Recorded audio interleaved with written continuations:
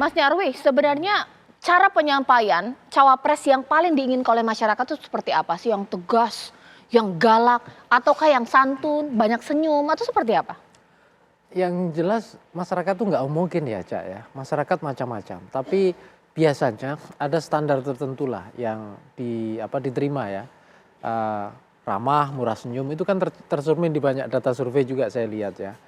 Tapi biasanya kalau cuma ramah, murah, tersenyum, enak dilihat, itu semua orang bisa aja menampilkan dirinya begitu. Nah biasanya ada segmen tertentu itu yang pengen karakter yang menonjol ya. Misalnya contoh kompeten gitu ya.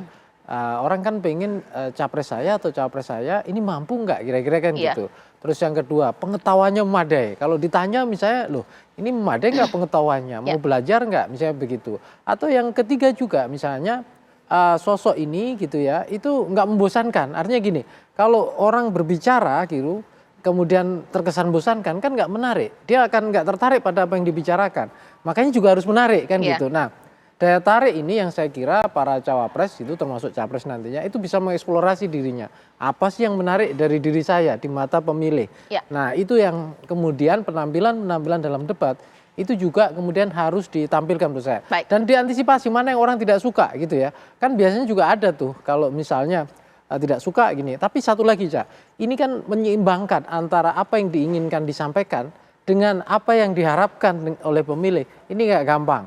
Karena bukan hanya pesan sebenarnya yang penting dalam debat, tapi kesan. Kesan itu adalah karena ujung dari pemilu kan dipilih kan gitu. Nah itu ujungnya ada di kesan, kira-kira gitu. Ya, masing-masing sekarang saya mau tanya ini ya. Mas Daniel, singkat saja 1 menit. Ini apa yang kemudian persiapan untuk Mas Gibran? Mengingat Mas Gibran ini juga orangnya irit bicara juga ya. Apa disuruh mungkin lebih banyak bicara, lebih banyak senyum, seperti apa? Seperti apa? Yang jelas Mas Gibran akan tampil otentik, genuine. Harus begitu tanpa perlu banyak berpura-pura. Apa yang selama ini sudah dikerjakan, apa yang akan dikerjakan bersama dengan Pak Prabowo itu address ke publik, disampaikan ke publik secara keseluruhan. Dan tentu dengan bahasa-bahasa yang sederhana, yang mudah dipahami. Kenapa? Karena tentu publik suka dengan hal yang praktikal.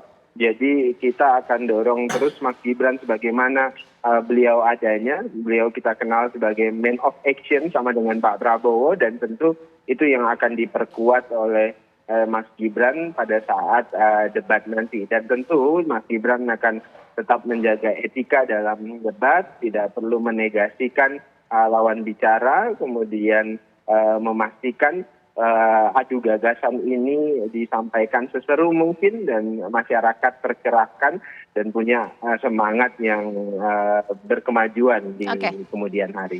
Baik, kalau Mas seperti apa ini? Pak Mahfud ini orangnya tegas juga ya, Pak. Disi bilang, Pak santai sedikit atau bagaimana? Harus dibedakan ya, Pak Mahfud itu kalau berhadapan dengan anggota DPR RI, beliau akan tegas karena ada hal yang diperjuangkan. Tetapi sebenarnya Pak Mahfud itu orangnya kalem sebenarnya. Ketika kita berbicara, beliau akan menunjukkan keluar karakternya bahwa beliau ini kalem dan sangat simpatik dengan orang lain. Ketika kita berbicara pelan gitu, beliau akan merespon dengan baik.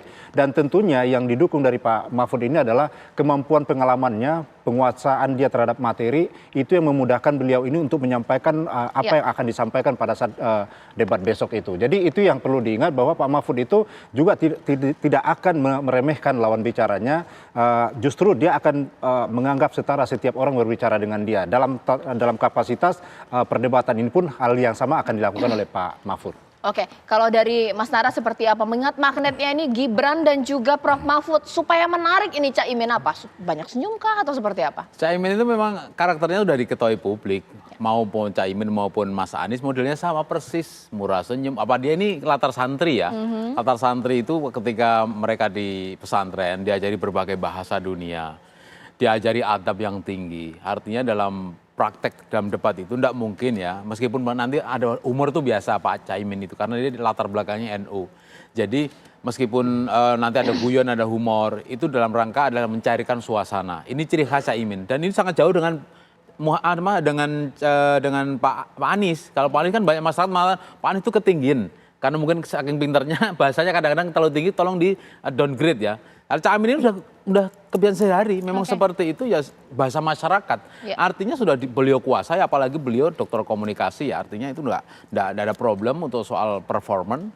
Ya insya Allah nanti paling bagus, paling performanya enak, paling enak diterima dan paling lancar itu insya Allah Caimin. Oke, singkat saja di sini Mas Nyarwi, apa sih yang harus diantisipasi oleh mereka dari masing-masing cawapres?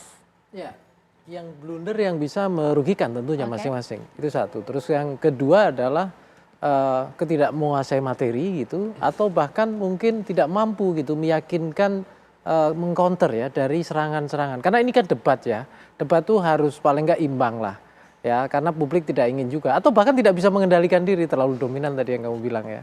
Jadi ada yang saya kira tidak terlalu senang gitu melihat debat tuh kok tidak imbang. Saya kira tentu para capres ini bisa menjaga ritme ya, bagaimana debat ini menarik gitu, tetapi ya tetap jangan hanya full gimmick ya, tetapi full ide yang menjegarkan dan mencerahkan gitu. Kira-kira gitu. Kita tunggu ya pemirsa ya, besok menjadi debat perdana untuk Cawapres Gibran, Mahfud MD, bahkan juga Caimin akan beradu gagasan. Bahkan ada segmentasi berinteraksi nih. Kita sudah tidak sabar untuk melihat masing-masing performanya.